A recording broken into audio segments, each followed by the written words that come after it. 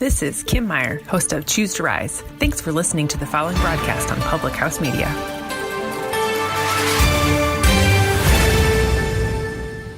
This is Ryan Pierce, host of Completely Serious here on Public House Media. Thanks for listening to the following broadcast on Public House Media.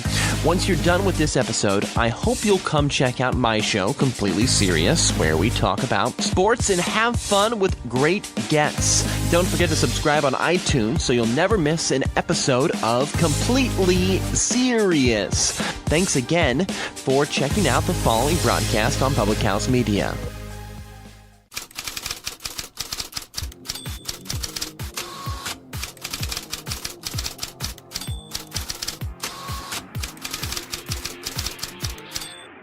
The latest headlines. If they go out and wipe the floor with the Texans, I might buy in. The insightful interviews. Whitney McIntosh, SB Nation. I was more impressed with John Carlo, especially when you consider Aaron Judge's all-star slump. The hottest takes. Yeah, Saquon Barkley had a great game against Iowa, but he hasn't done much. Can all be found on Press Row.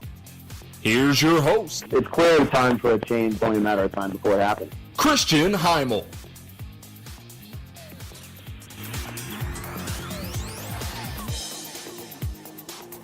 Well, that was sort of anticlimactic, wasn't it? We go to 7 games, 6 really exciting games in the World Series, and then Game 7, kind of Houston Astros threw out as they come away with the victory in their first World Series in franchise history. George Springer with the MVP honors, batting close to 400, had 4 home runs, including one in Game 7, and 5 RBIs. Listen, I mean, when you looked at this World Series, two tremendously talented teams with great pitching, great hitting, great managers, talented bullpen as well. But here's what the biggest takeaway I think is. These are 2 young teams, guys with so much talent, so much youth, that this may not be the first Houston or only Houston-LA World Series that we see. I mean, when you look at guys like Correa, Bregman, Springer, Altuve, for the Astros, and then for the Dodgers, Charlie Culberson, Corey Seager, Charlie Taylor, who was tremendous. Chris Taylor was unbelievable. Yasiel Puig, obviously Clayton Kershaw is there.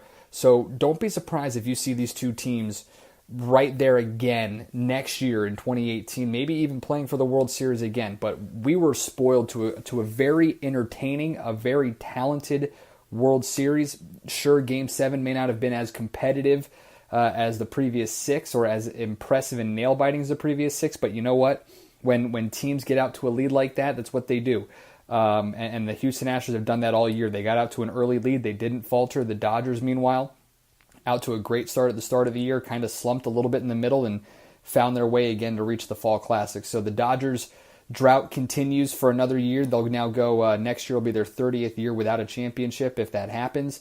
Meanwhile, the Houston Astros, for the first time in franchise history, win the World Series, and just a lot of fun to watch. A couple of other things to really note. Clayton Kershaw is arguably the best pitcher in baseball. And for some, it's not even an argument. But there's been so much talk about him from a career standpoint that he's just a great regular season pitcher and not a great postseason pitcher. He had some good stuff early in the postseason. Great Game 1. Game 5 really struggled. Pitched phenomenal. 4 shutout innings. Just gave up 2 hits, 4 strikeouts in relief in Game 7 to try to keep his team there.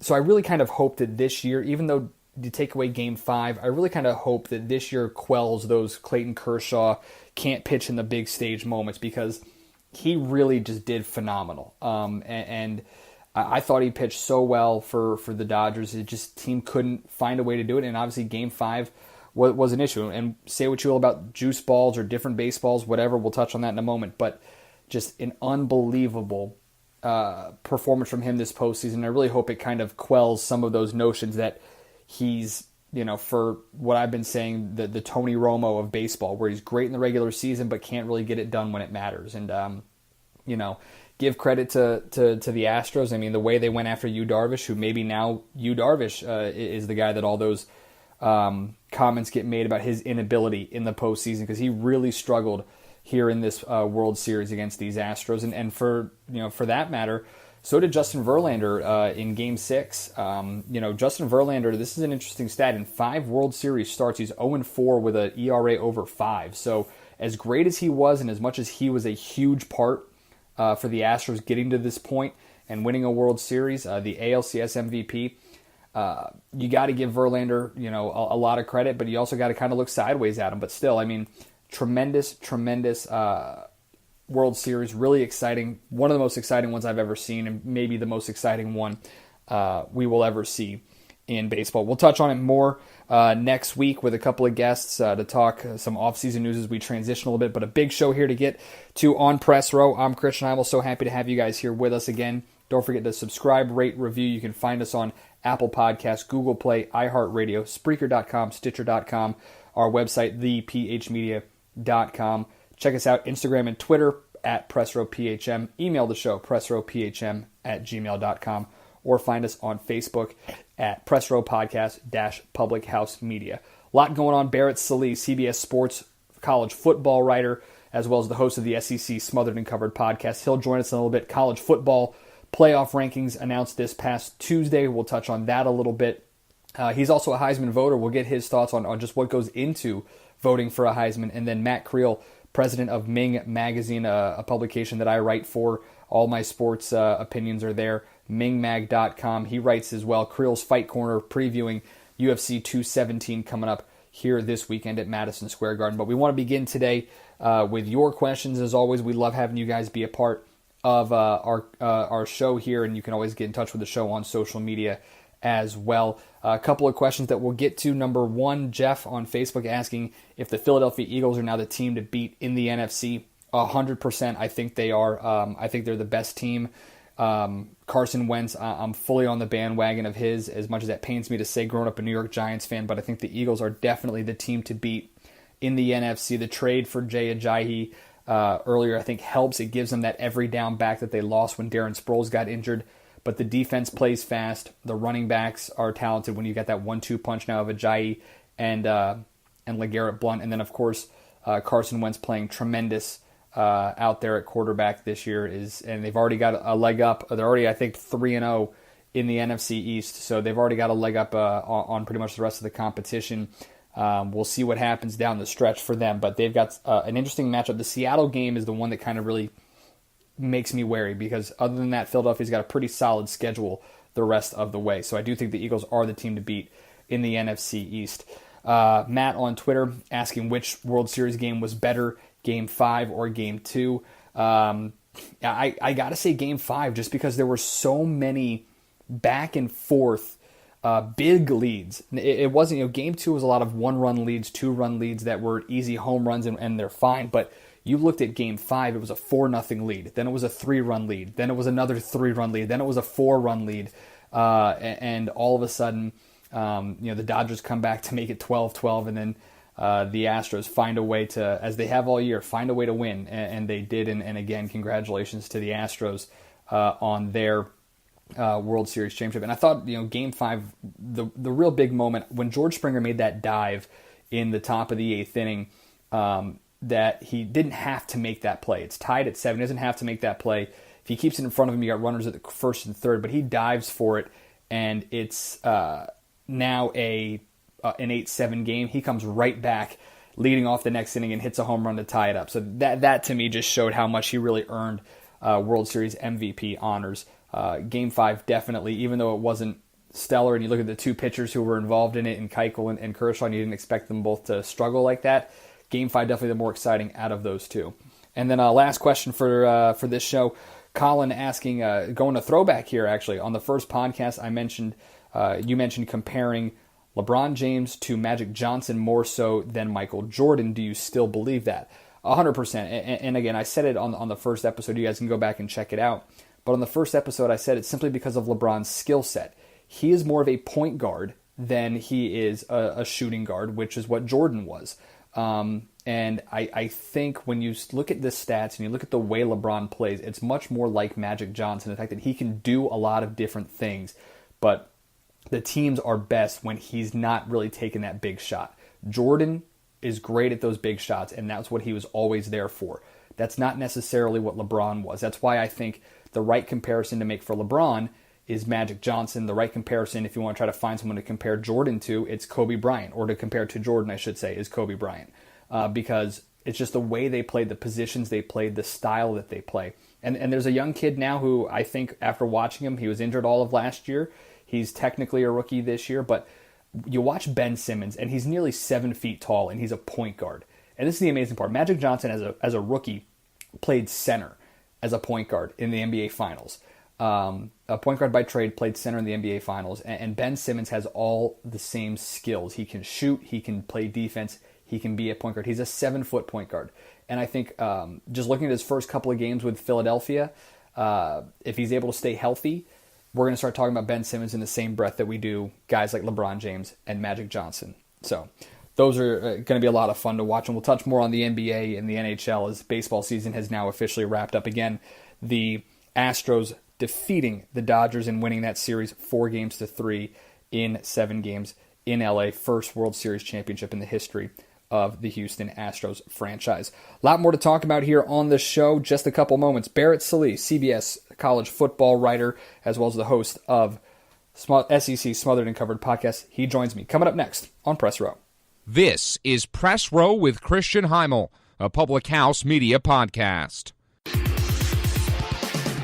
Listen to every episode and get the latest shows sent right to you. Subscribe to Press Row on iTunes, Google Play, iHeartRadio, Spreaker.com, and Stitcher.com. Or visit us online at www.thephmedia.com.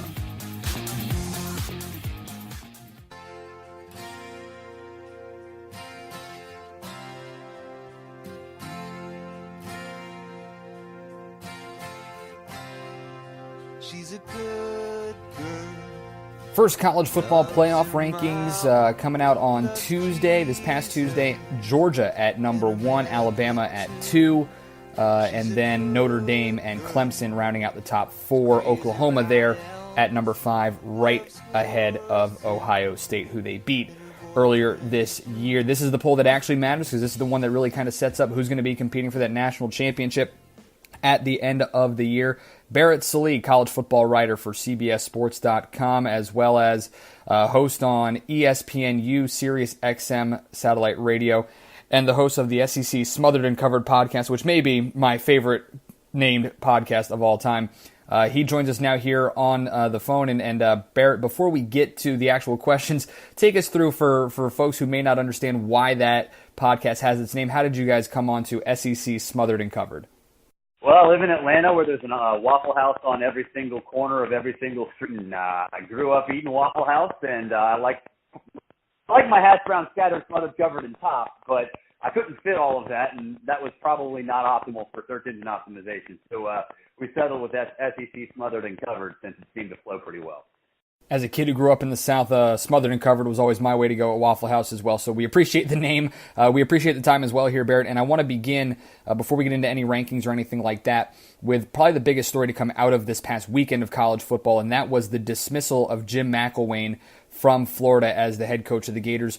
What was the biggest reason for his departure and for Florida to let him go? Well, it's mostly personality. I mean, Jim McElwain is a guy who is almost the exact opposite personality of Will Muschamp when Will Muschamp was at Florida. Will Muschamp was fiery outside, but like a legitimately awesome dude to everybody that worked with him. And I had a lot of folks tell me before Jim McElwain even coached the game at Florida that he's a little bit of a snake oil salesman. He's upfront and enjoyable publicly, but behind the scenes is very difficult to work with, stubborn, a control freak. And I think that rubbed a lot of people the wrong way, especially in the way that he went about, basically publicly criticizing the administration for things that he wanted to get done. So that sort of just festered throughout the course of his career. And then last week's death threat thing, because he did not disclose that with the university before saying it in the press. I think they felt like that was the straw that broke the camel's back. It opened them up for legal issues if that in fact is true. So a lot of stuff went on behind the scenes. Look, I like Jim McElwain. He's always been nice to me, but I'm not working with him every day. And I think a lot of people that did work with him every day had enough. And last week they saw an opening, and Scott Strickland, the AD there, took it. You mentioned it a little bit on your podcast after the weekend, but where does Florida go from here now after dismissing a guy in McElwain who won back-to-back SEC East championships? Well, I think there's three guys that are going to be probably the front runners. I would go Matt Campbell at Iowa State. What he's done there obviously has been talked about nationally, but to beat two top five teams at the time with a backup quarterback who was a walk-on, that's not easy to do. And he is from a recruiting perspective, he has tried to keep as much of a presence as Iowa State can possibly have in the Southeast. Really, since he got that job, I know a quarterback that's probably going to start with them next year, Zeb Nolan. He's really good, a guy from the Southeast, a guy from Atlanta or around Atlanta, and he's one of many guys who have sort of been in touch with Matt Campbell throughout the recruiting process. So he's a good fit. He's a very process-oriented guy. He's basically a younger, more entertaining, maybe nicer version of Nick Saban. And so I think he's going to be in that mix. Certainly Scott Frost will as well, with what he does at UCF and the ability to, basically turn around an offense in a short period of time. I think Dan Mullen certainly will be mentioned as well because of his relationship with Scott Strickland. Although Scott Strickland did not hire Dan Mullen at Mississippi State, he does know him very well, obviously from his time there, and was in the room when those meetings and those interviews took place. So I think those three guys are going to be, mentioned. If I had to guess on who it actually will be, my guess would be Matt Campbell. You tweeted on Sunday, and I'm actually going to read this here for you. Tennessee letting Florida get the jump on the coaching market is negligence. Vols fans should be fuming right now. What is the biggest dysfunction happening in Knoxville? Lack of leadership from a coaching perspective, from an AD perspective, and perspective too. Although I think they're doing as much as they possibly can. They don't have leadership. They don't have people who understand what really gifts that they were handed this off season, or during the season, I should say, when they knew that they were going to fire Butch Jones, which was probably after the Georgia loss. They had the ability to create a real vacancy, search for candidates, basically prevent any weird situations where you're firing a guy who also represents a bunch of other potential candidates, because Jimmy Sexton is Butch Jones' agent. You could have created a vacancy and had real conversations and created a bunch of different contingency plans, and they didn't do it. And in this sort of new era with a new early signing period starting on December 20th, you're going to have a lot of deceit. You're going to have a lot of posturing. You're going to have a lot of flat-out lying during a pretty condensed coaching season. And Tennessee just failed to do that. And now they're in a position now where Florida's the big dog. That vacancy is way bigger than Tennessee, and they could have gotten a jump start on everybody, but specifically the Gators, because now they're falling behind. And I don't care what people have said about potential other candidates who are unemployed right now, or at least not coaches right now. You still need to have multiple contingency plans, because it's going to get really, really crazy here in a few weeks.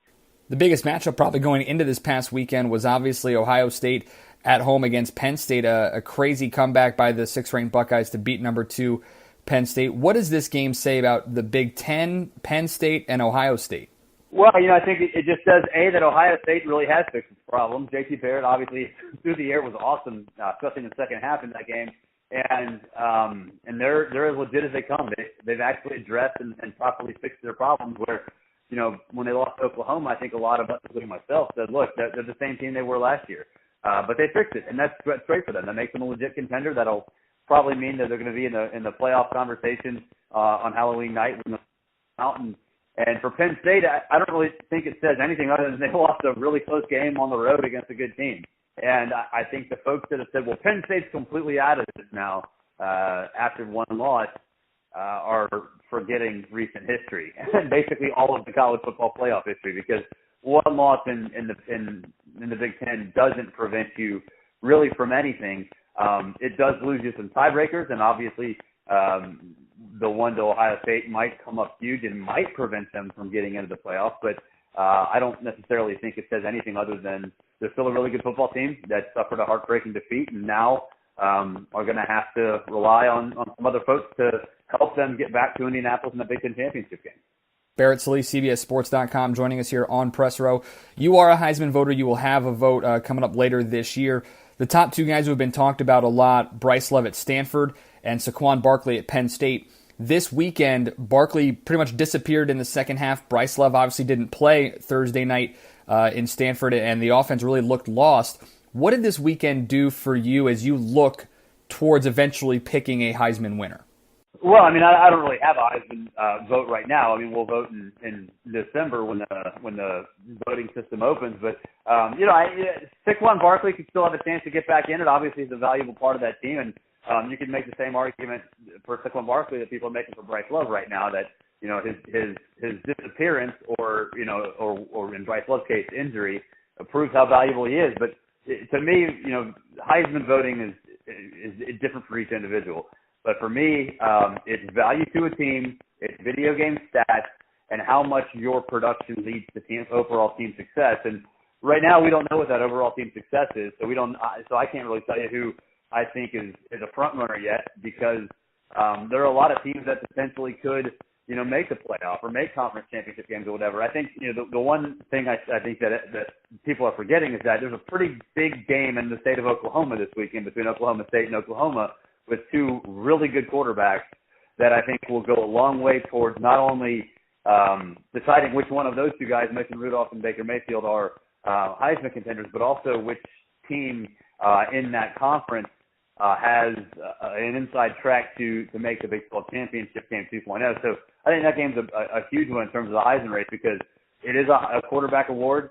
It's a quarterback award almost exclusively, except 3 times this century.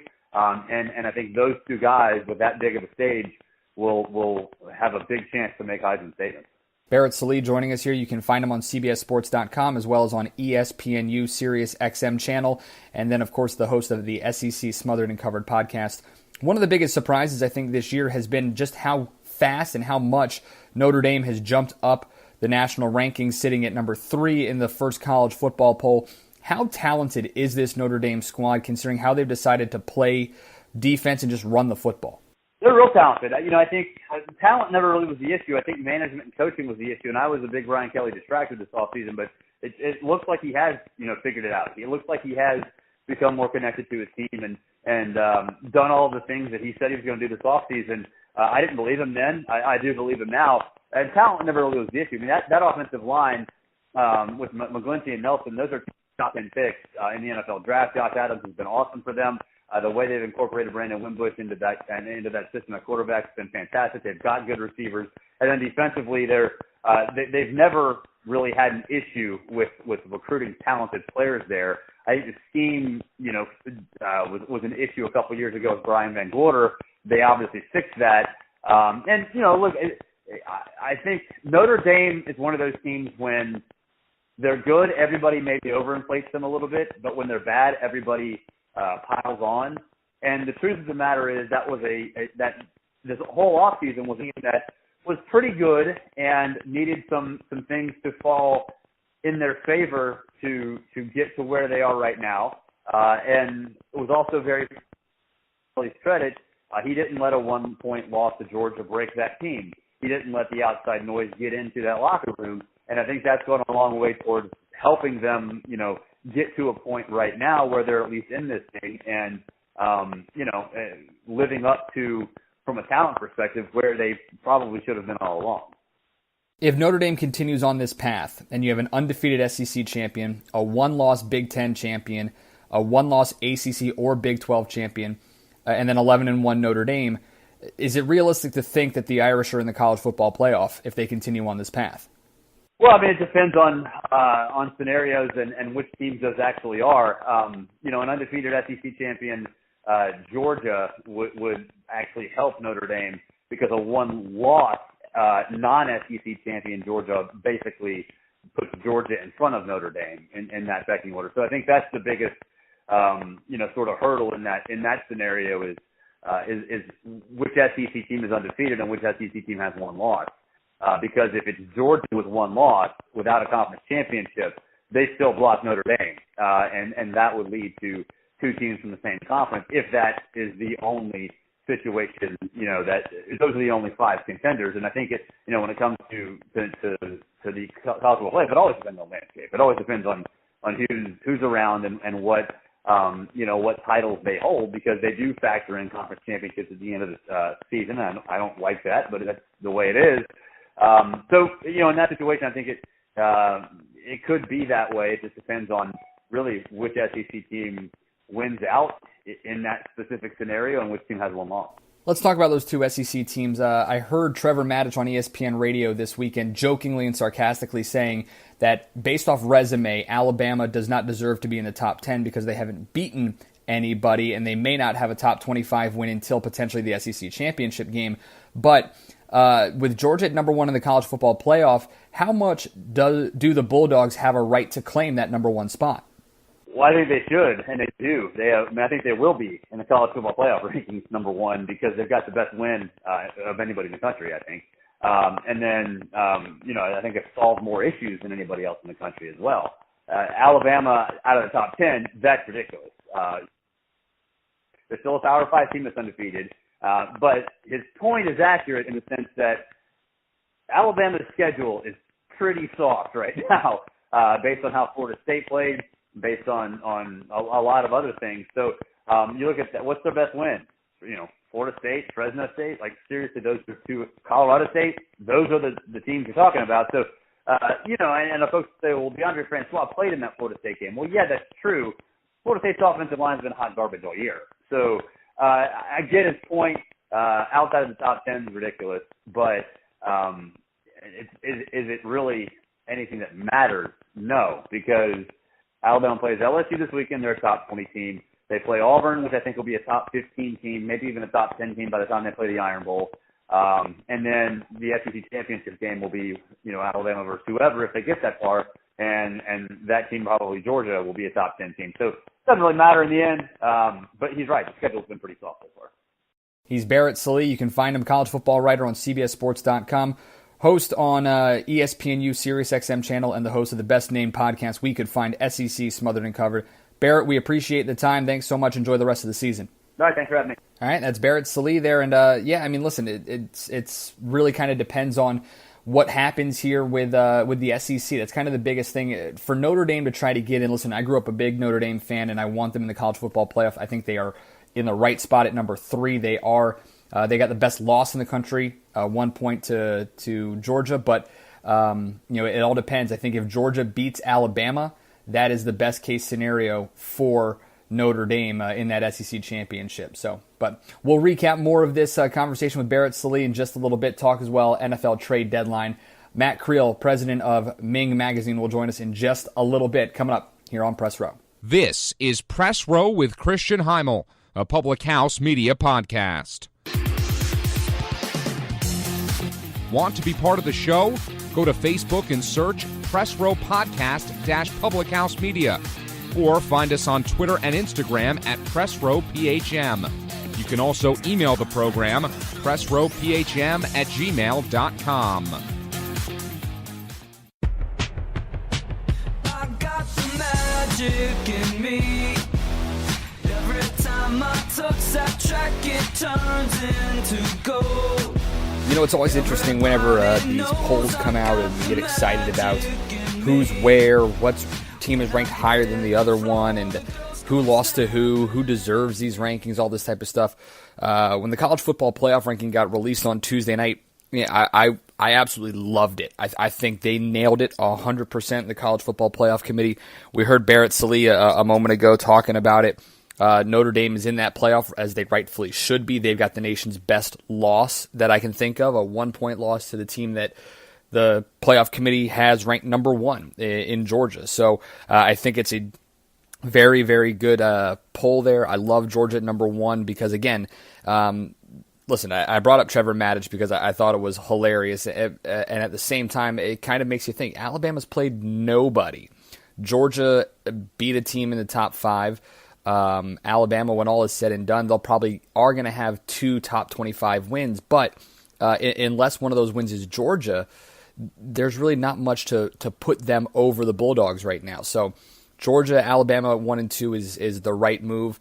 I think obviously Notre Dame at number 3 in the college football playoff is correct. Clemson or Oklahoma, you could have gone either way there. I really do believe that. You could have had either one of them at 4 or 5. And then from there on, who knows? But I love the college football playoff poll. I think it's dead on what it should be. Obviously, it'll change based off what happens this weekend and who faces who. But this was a very good poll, and I think the playoff committee got it right here, at least for the first week, to see what happens. I know a lot of, Baker Mayfield had some comments about how Oklahoma should be ranked ahead of Ohio State. He's right, because they beat Ohio State, and they are in the playoff ranking that matters. The AP poll, this is the nice part about the playoff rankings. The AP poll means nothing. It means absolutely nothing.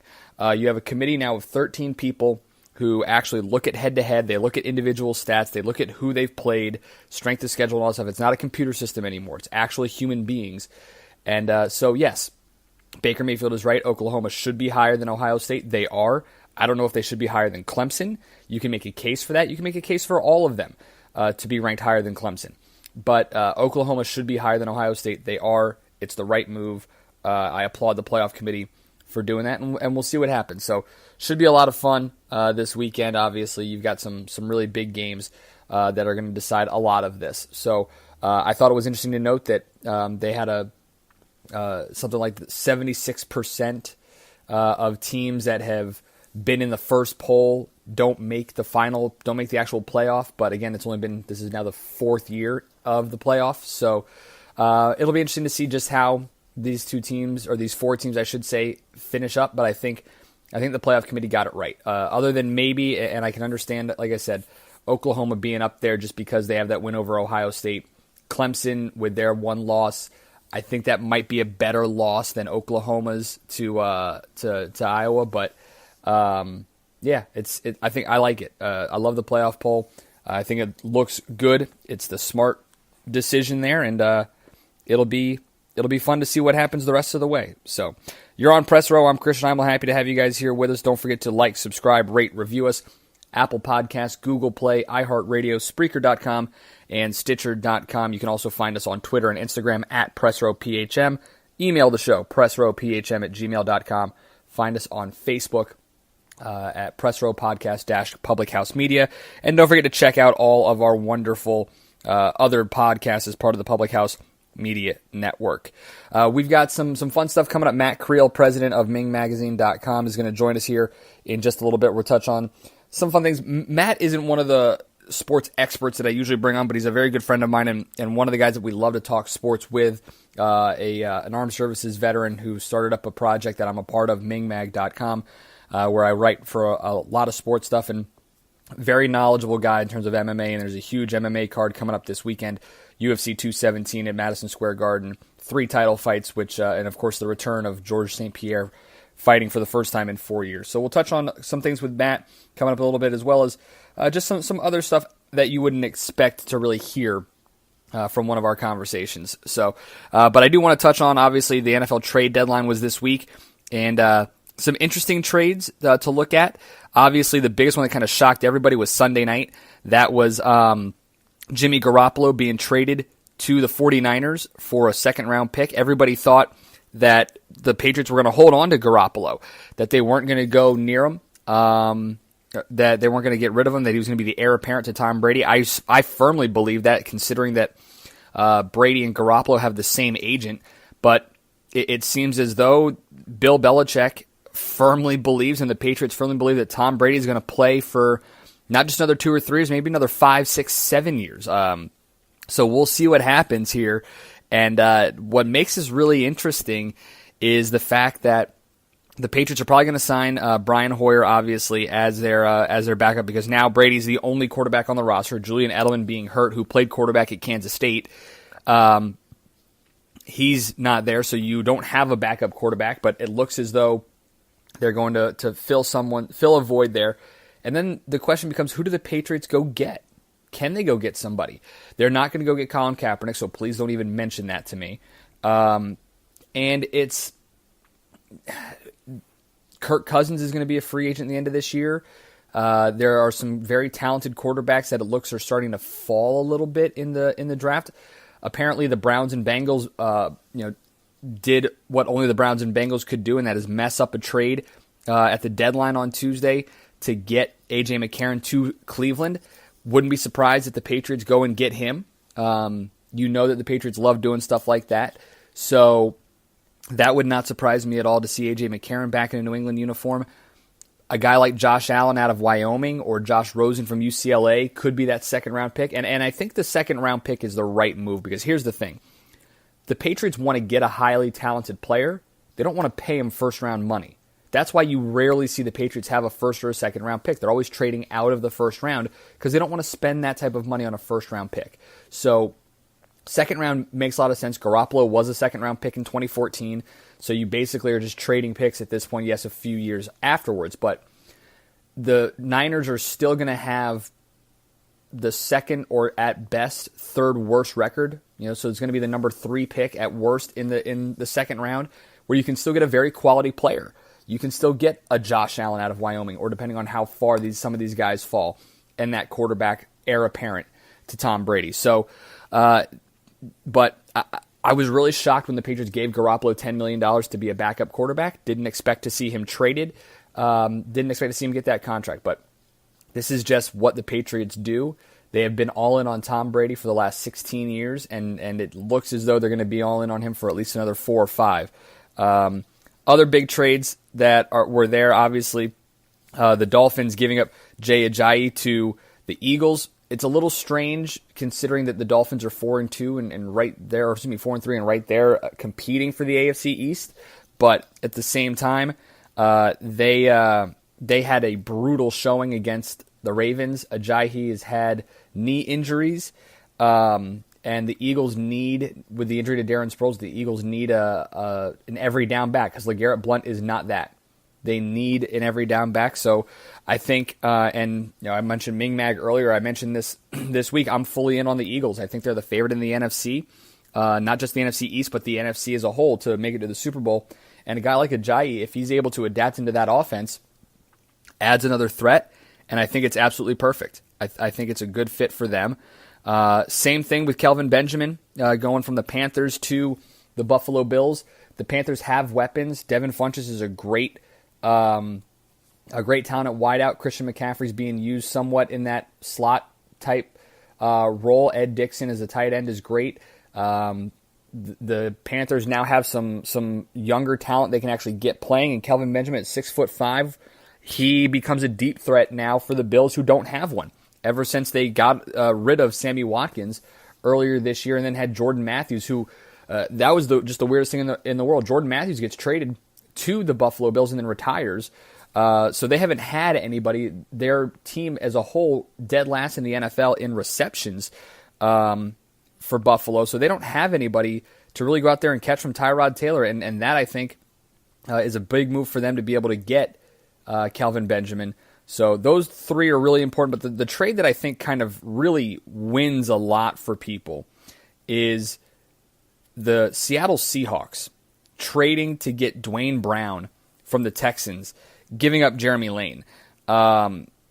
They've had a really tough go of it this year on the offensive line. They haven't been able to put together a very quality running game, but Dwayne Brown is going to certainly help. A veteran, 10 years in, former first-round pick, and has a very quality offensive lineman. So maybe it helps them with their offense. Maybe it helps their running game, and it gets Seattle as the challenger in the NFC to Philadelphia. So I love the Dwayne Brown trade for Seattle. I think that's the best one that got made, followed probably by the Jay Ajayi, at least for this year. Because what Jay Ajayi and what Dwayne Brown proved to me is that these two teams are still in for this year and trying to go all in.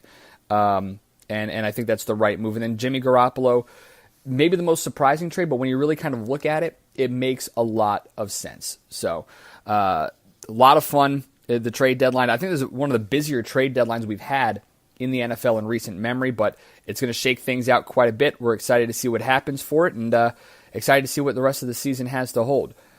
Take a quick break. When we come back, Matt Creel, MINGMag.com, will join me here in just a little bit, as well as why football is, as much as we love it and as much as we talk about it, football's got an expiration date. It's all coming up just a bit. This is Press Row with Christian Heimel, a Public House Media podcast. Want to be part of the show? Go to Facebook and search Press Row Podcast-Public House Media, or find us on Twitter and Instagram at Press Row PHM. You can also email the program, pressrowphm@gmail.com.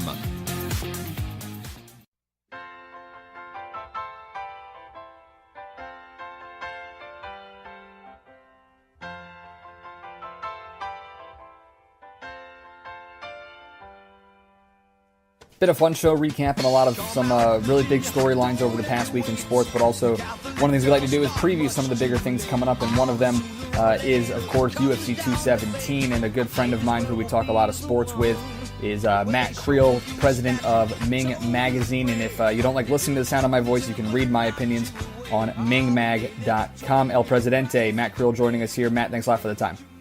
Hey, thanks for having me on. Glad to be here. And Matt, one of the things I want to talk to you before we get into the UFC stuff is you played football. You have a son now. You just recently born last couple months. And with all the injuries, with all of the concussions, and we saw Zach Miller this weekend, when it comes time in a few years and your son decides that he wants to play sports and he wants to play football, what is going to be your reaction? So, let's back it up a little bit. I mean, remember back in the day, how dads or even parents would encourage their sons to play football or force them to play football, and not really understanding the repercussions of injuries. Now, moving years later with movies like Concussion comes out and all these reports about concussions, it makes you sit back thinking about when I was a child being forced in that situation. Had I pursued upper echelons of football, where would I be? And now that I know the repercussions of your Junior Seau's, your Aaron Hernandez's, and even most recent Joe Flacco and Zach Miller, I would not tell him if he come up to me and said, "Daddy, I want to play football." I can't tell him no. I will not push it upon him. I will not encourage him. I scratch that. I would not say, "I'm not allowing you to play football," because you know how kids are. The more you tell them they can't do something, the more they want to do it. So I want him to experience. And of course, if he gets hurt for the first time, like, I'm not saying a little bit of a sprain or just a little bit of bumps and bruises, but I'm talking concussion or a break, I'm pulling him. And I'm going to tell him, and dads out there, it's probably a good idea for you to listen to this too. The first time it happens, you're gonna have to pull him. You're gonna have to make a decision. Do I want my son ending up like Junior Seau or others? I'm not saying that would happen. I'm just saying, look at the statistics, look at the science. It has happened. It can happen. Of course, there's also socioeconomic values involved with those cases as well.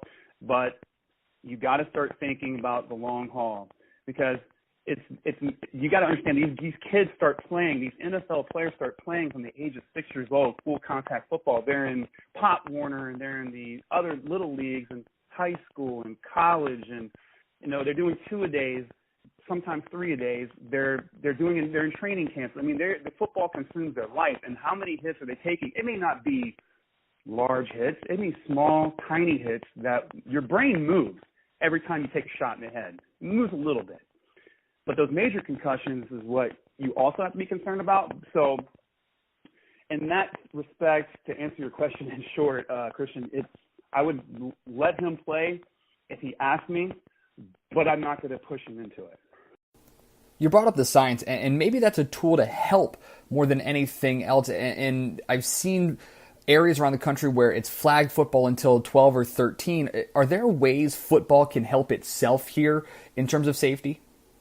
I don't think there's any that, my knowledge, any scientific method that will improve. I mean, we've already tried with the helmets to make them more aerodynamic, more padding, adding more material to the shoulder pads and other pads.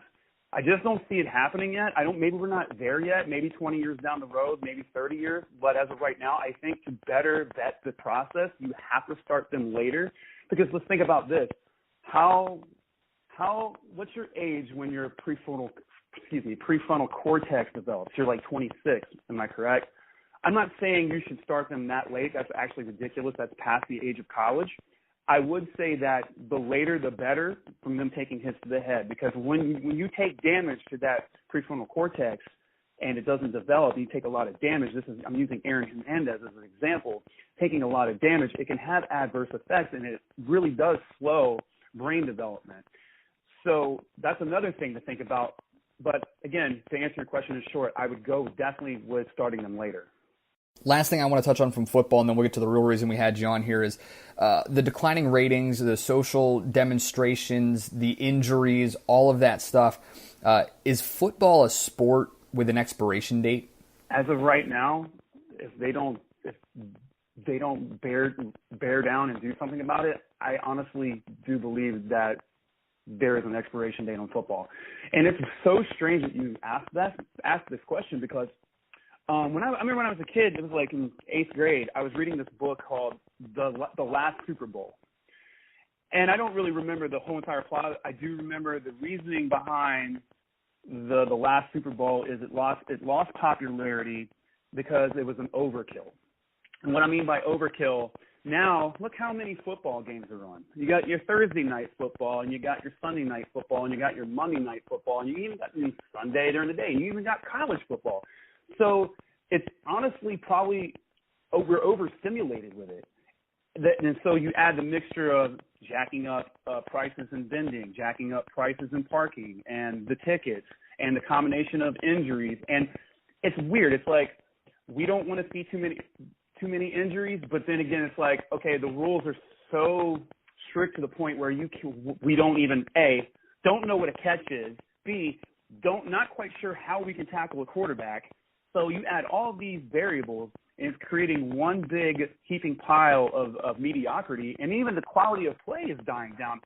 I think I saw a statistic where even points per game is kind of declining, and if you just look at pure fantasy football statistics, if you're a fantasy football player, you'll notice that many players who were projected to have outstanding seasons have had mediocre or less than mediocre season, unless you're Tom Brady or you're Le'Veon Bell or Ezekiel Elliott. Yeah, we're not even going to get started about Amari Cooper and Tyreek Hill and T.Y. Hilton and all the guys on my fantasy team who aren't doing anything. He's Matt Creel, president of MING Magazine. MingMag.com is the website. You can catch him there with Creel's Fight Corner, and the main reason we wanted to have you on, UFC 217 coming up this weekend, Madison Square Garden, third pay-per-view that we've had at the world's most famous arena, and 3 title fights on the card here for this one. Matt, how exciting is this for UFC fans to see the biggest card potentially in the sport on the biggest stage in sports? This is really exciting, but it's so weird that we live in a world of parity, because it seems like the next card is always the big one. And then, now this card, like UFC 200 was supposed to be the big one, and the one after that. So which card is going to be card of the year? Because they keep saying, this is going to be card of the year. But I do believe that, unlike the NFL, I think overexposure is good for the UFC as of right now, because they're on FS1, they're on Fight Pass, they're on ESPN's giving them coverage. So any good press, or any press in general, is good for the UFC as of right now. Before we get to the actual card, let's talk a little bit. One of the prelims that I'm really excited about is Ovin St. Preux and Overtime Anderson, 2 guys in the top 10 in their weight class, trying to move up the rankings. How do you see this fight playing out? So this is actually on. This will be actually on Fight Pass. And if you guys don't have Fight Pass, I'm not a big advocate of giving people plugs that often. But Fight Pass is great to have if you're a huge fight fan like myself. So anyway. OSP and Corey Anderson, this is a very interesting fight, because OSP, that's a bad dude. He's coming off back-to-back wins. He just beat Japanese legend Yushin Okami via Von Sluchok. which is a Von Flue choke is very rare, and it's rare for him because he's not a submission guy. The Von Flue choke is he's done it twice in his career in both in the UFC, but you look at a guy who's predominantly a striker, you don't see him go for submissions all that much. I think that's the only one he actually knows.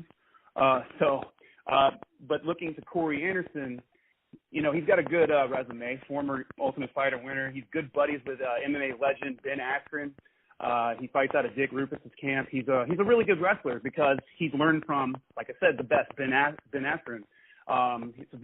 It's a rarity when you have a wrestler who can also box. That's a very dangerous combination. And but he just came off a loss to Jimmy Manawa, but Jimmy Manawa is a beast, a physical specimen. So that's really, you can't look at that and be like, oh man, well, you know, that really puts him down a couple notches. It doesn't. Actually, it probably made him better. However, OSP probably is going to take this one due to his overall experience, and the guy's a pure athlete. Former, you know, he wrestled a little bit in high school, I think, but he was college football pedigree.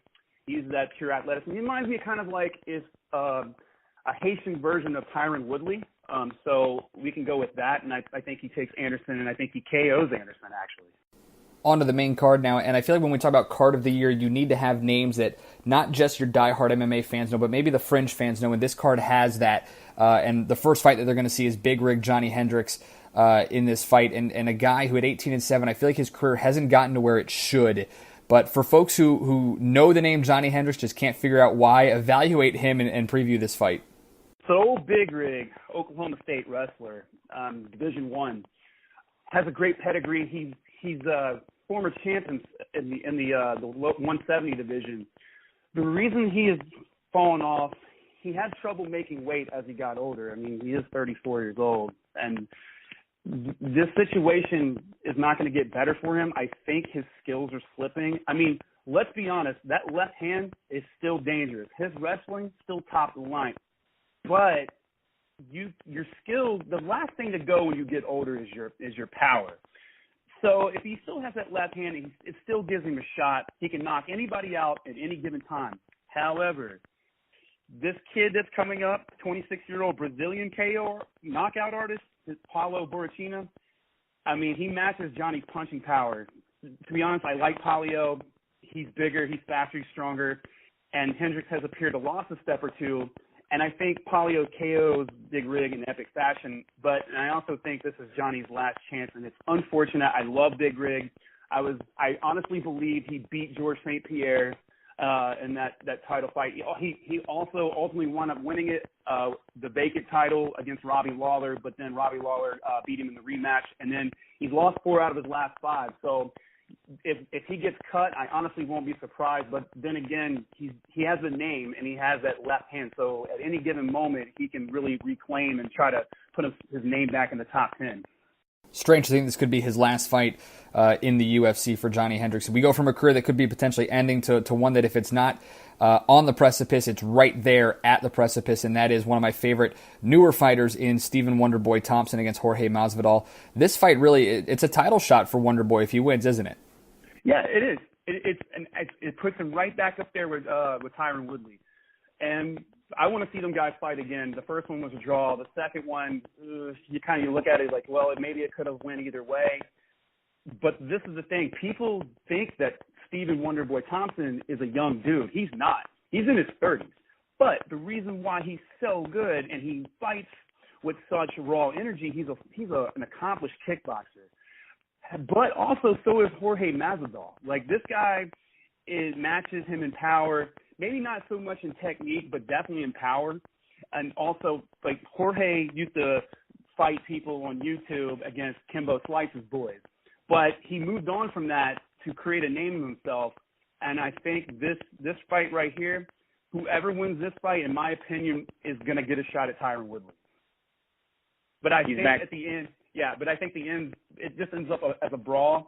It's going to be a war. There's going to be 2 guys trying to stand up. Nobody's going on the ground on this one, but I think because of being the technician that he is, Stephen Wonderboy Thompson gets the win via split decision. He's Matt Creel, president of MINGMag.com. You can catch him there. Creel's Fight Corner. Let's move on to the title fights. 3 of them here. Women's bantamweight fight, a fun one.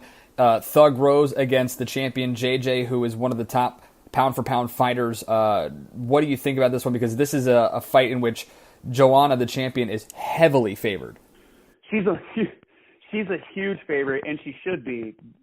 But because if you look at Rose, Thug Rose, I love Thug Rose. I've been watching her closely for the last 2 years. She's won 4 out of her last 5 fights. She just beat one of my personal favorites, karate hottie Michelle Waterson. She is 115 pounds of pure energy, dynamite, and she's a true badass warrior. I mean, she shaved her head, went all G.I. Jane, and she's just murking chicks. Okay, but Johanna, we all know she doesn't need an introduction. That girl's hands is seriously, it's like an AK-47 shooting off rounds. It's just quick, fast. You're not going to know what's going to hit you. She may not be able to knock anybody out, but I'd rather be knocked out than be bloody to death, like she would do. She is going to do to Rose. Rose is not going to have an answer. And as much as if Rose ever wants to be champion, she's going to have to either A, move up, or wait till JJ decides, okay, I'm done.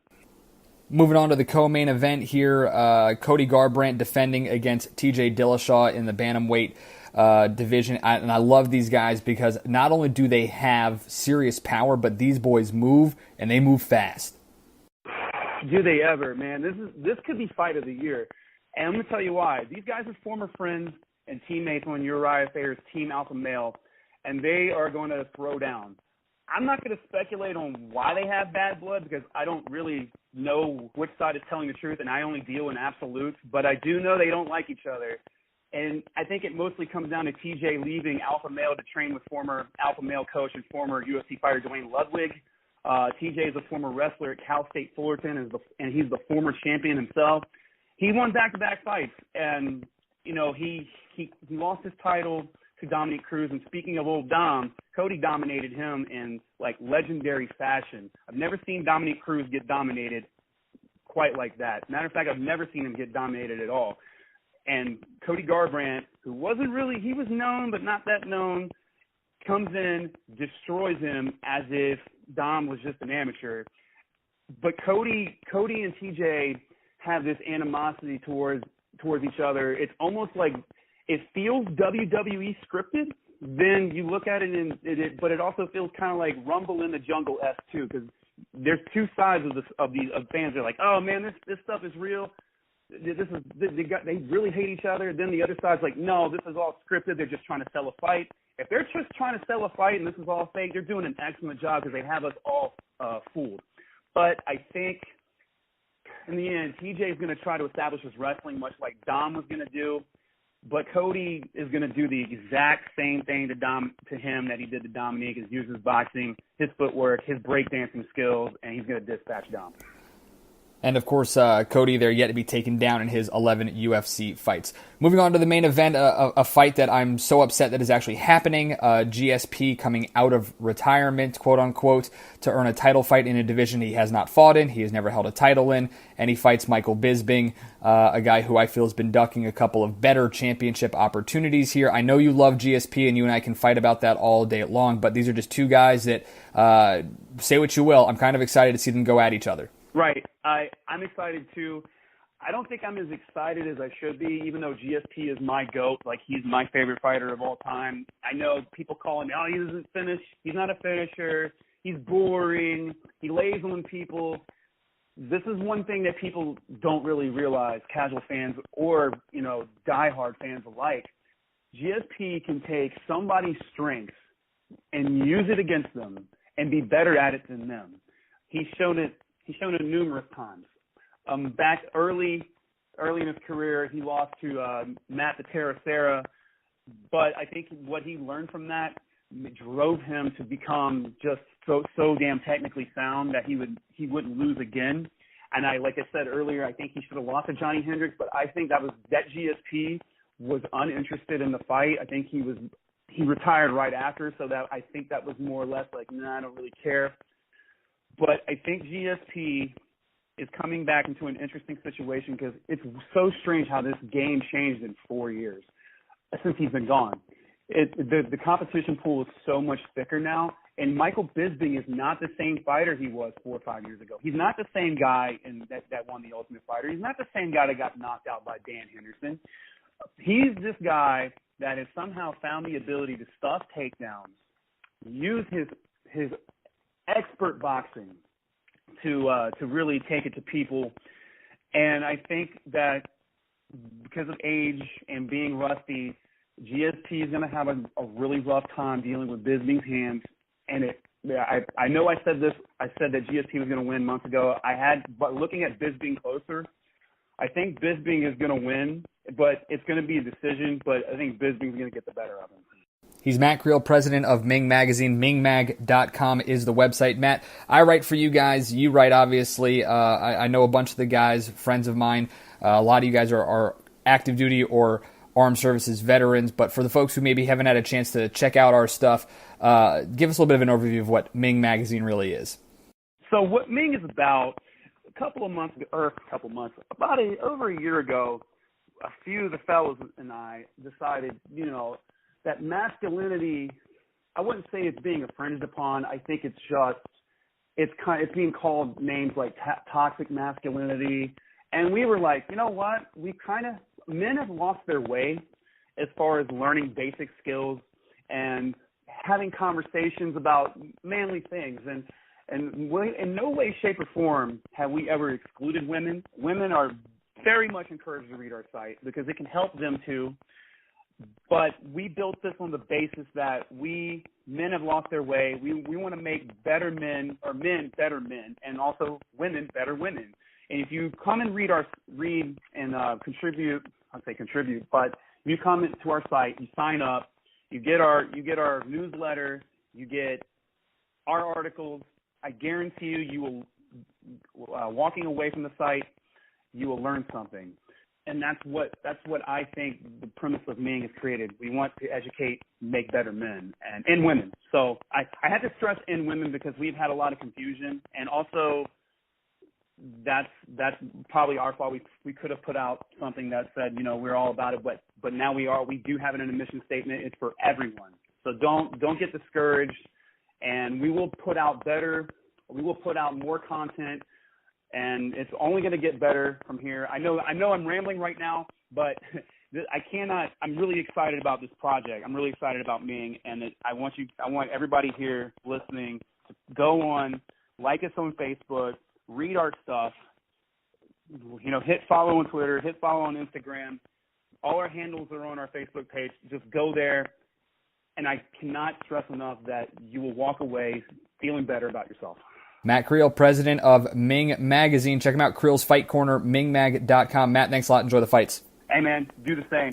All right, Matt Creel, again, mingmag.com. I do a lot of my writing there, so I hope you guys check it out. Check out Creel's Fight Corner. Check out some of the other fun things that are a part of that site. It's not just sports. It's not just, and has nothing to do with social or political views or anything like that. It's a lot of tips about just things to maybe make your life a little bit better, cooking tips, DIY projects, like Matt said. So check it out, mingmag.com. Back to wrap things up in a little bit, and why football is a dying sport, and there's really nothing anybody can do about it. It's all coming up here in just a little bit. This is Press Row with Christian Heimel, a Public House Media podcast.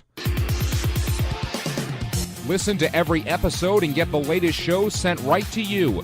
Subscribe to Press Row on iTunes, Google Play, iHeartRadio, Spreaker.com, and Stitcher.com. Or visit us online at www.thephmedia.com.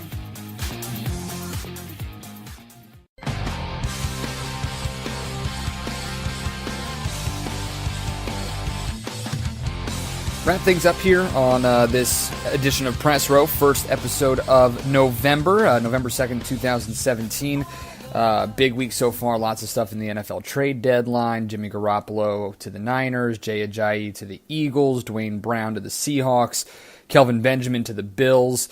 Touched on a lot of that earlier as well. Obviously, one of the hell of a World Series, one of the more exciting ones ever, probably the most exciting one, at least in my lifetime, I know of. So congratulations to the Houston Astros, first World Series in franchise history, and pretty exciting that 3 years ago Sports Illustrated had them on the cover as 2017 World Series champs, and lo and behold, that young core actually made it happen. So, and then of course, obviously the big fights coming up here this weekend on Saturday in the UFC and the college football playoff rankings announced on Tuesday. Georgia 1, Alabama 2, Notre Dame at 3, and Clemson 4, Oklahoma, Ohio State, and everybody else after them. Want to touch on something I teased it a little bit earlier in the show a couple of different times, but I truly and firmly, honestly believe this. We talked about it with Matt Creel of MINGMag.com. Football is a dying sport, and there's nothing the NFL can do. And it sounds strange to say that considering the juggernaut that is the National Football League, the juggernaut that is football.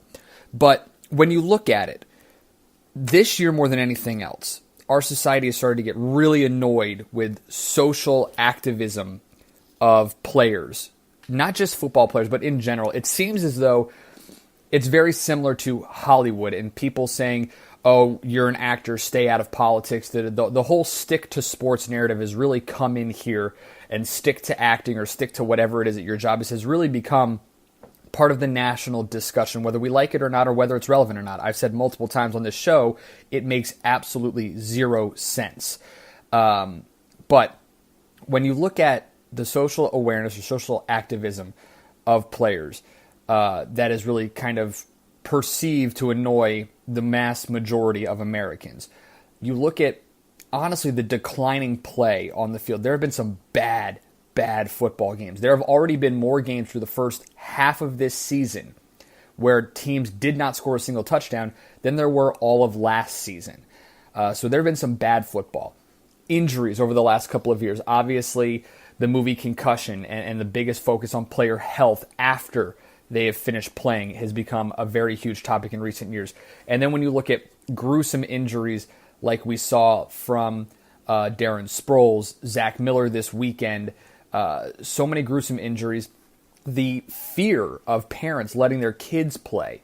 And again, what we touched on with Matt, parents letting their kids play, not wanting their kids to play, moving them to other sports, how expensive it is to really play, the idea of, and I firmly believe this, streaming really damaging the NFL ratings. You look at ratings, and even the CEO of Fox, James Murdoch, said he believes that ratings are down. They're down 18% from 2015 and 5% from last year. So take that for what you will.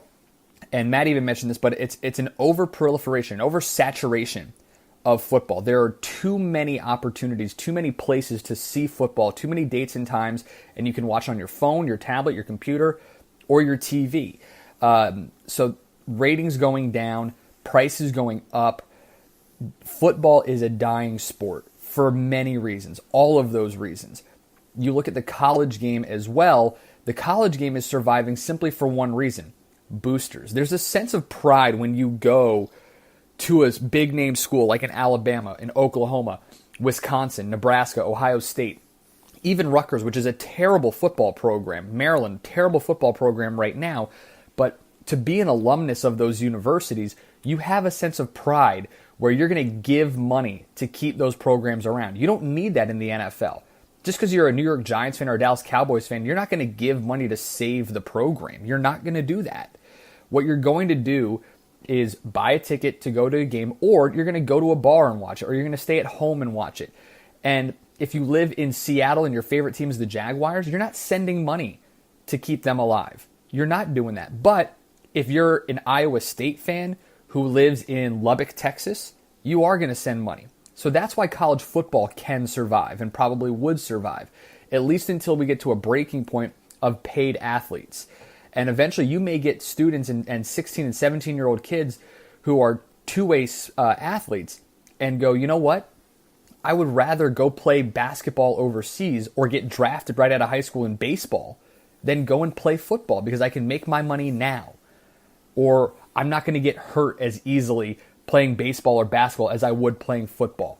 You're going to see a lot of things change. And unless the NFL, I don't think there's anything the NFL can do. I really don't.